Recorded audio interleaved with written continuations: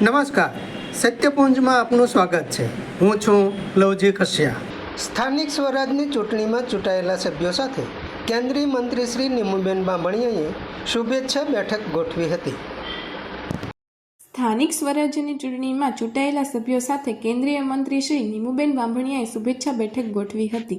ભાવનગર બોટાદના સાંસદ અને કેન્દ્રીય મંત્રી શ્રી નીમુબેન બાંભણિયાએ તેમના કાર્યાલય પર ભાજપ અગ્રણીઓ અને હોદ્દેદારોની ઉપસ્થિતિ સાથે શુભેચ્છા બેઠક ગોઠવી હતી. સ્થાનિક સ્વરાજ્યની ચૂંટણીમાં ભારતીય જનતા પક્ષના ઉમેદવારો એટલે કે ચૂંટાયેલા સભ્યો સાથે ભાવનગર કાર્યાલયમાં શુભેચ્છા પાઠવી.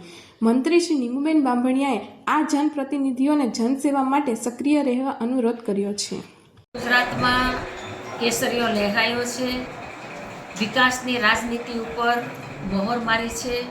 આદરણીય વડાપ્રધાન શ્રી નરેન્દ્રભાઈ મોદી સાહેબના નેતૃત્વમાં જનતાએ ભરોસો કર્યો છે, જનતાએ ખોબલે ખોબલે મત આપ્યા છે. ત્યારે જનતા જનાર્દનનો ખૂબ ખૂબ આભાર વ્યક્ત કરું છું. 45 ડિગ્રી તાપમાને અમારા અનેક કાર્યકર્તાઓ, પદાધિકારી, પૂર્વ પદાધિકારી અને એક સૈનિક જેમ કાર્યકર્તાઓએ ખૂબ કામ કરી અને આ પ્રચંડ જીત હાંસલ કરી છે.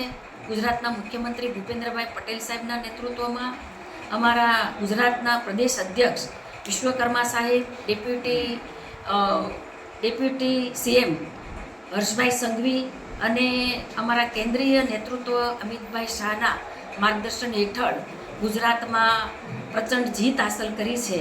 ત્યારે આજે મારા કાર્યાલયે ચૂંટાયેલા અમારા ઉમેદવારો, આમ તો હજી ઉમેદવાર કહેવાય, અમારા ચૂંટાયેલા તાલુકા પંચાયત, જિલ્લા પંચાયતના અને નગરપાલિકાના સૌ ઉમેદવારો આજે અહીંયા શુભેચ્છા મુલાકાતે આવ્યા છે અને આ જીતની ખુશી આજે અહીંયા વ્યક્ત કરી છે.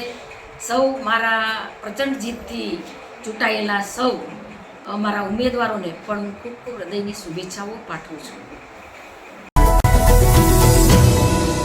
સમાજ માટે, સત્ય માટે, સત્યપૂર્ણ સમાચાર પ્રસારણ આપના મોબાઈલ પર તરત જ લાઈક કરો, શેર કરો અને સબસ્ક્રાઈબ પણ કરો. અને હા, ઘંટડી વગાડવાનું ન ભૂલશો. આભાર. સમાજ માટે સત્ય સાથે સત્યપુંજ. અહેવાલ, સમાચાર તથા જાહેરાત પ્રસારિત કરવા સંપર્ક સાધો. સત્યપુંજ સમાચાર પ્રસારણ, લબ્ધિ કોમ્પ્લેક્સ, તાલુકા પંચાયત સામે, સિહોર.